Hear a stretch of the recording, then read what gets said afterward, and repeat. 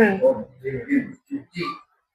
Investment ફ્રોડના ગુનામાં જે cyber crime police સ્ટેશનમાં એફઆઈઆર દર્જ કરવામાં આવી હતી એમાં કુલ 9,58,000 રૂપિયાની છેતરપિંડી વિક્ટિમ સાથે કરવામાં આવ્યું હતું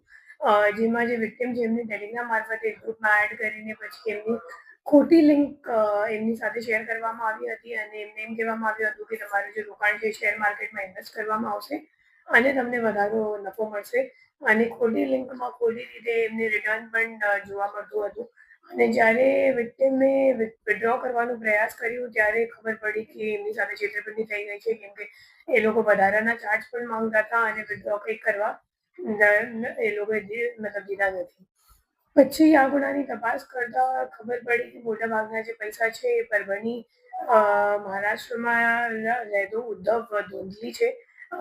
એ અકાઉન્ટ હોલ્ડર છે અને એમના કરંટ અકાઉન્ટમાં મોટાભાગના ટ્રાન્ઝેક્શન થયેલ હતા. તો આપણી ટીમ અહીંયાથી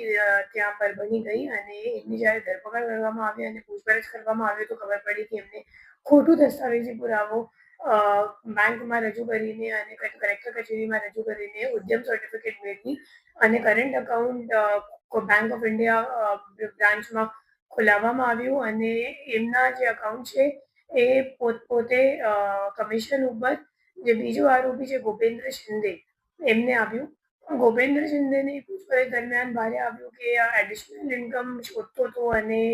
એ મુજબ એમની સંપર્ક કોઈની જોડે ટેલિગ્રામ પર થઈ અને સામેવાળાએ જ્યારે કરંટ અકાઉન્ટનું ડિમાન્ડ કર્યું હતું ત્યારે એમના ઓળખીતા જે ઉદ્ધવ છે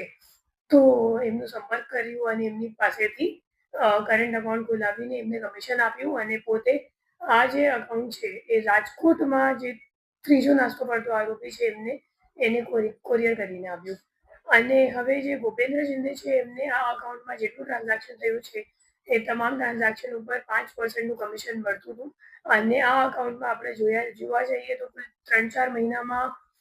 1,47,00,000 જેટલાનું ટ્રાન્ઝેક્શન થયેલ છે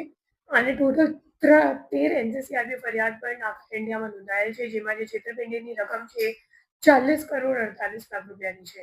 અને હવે જે રાજકોટવાળા નાસ્તો કરતો આરોપી છે એમને શોધવાનો આપણો પ્રયત્ન ચાલુ છે.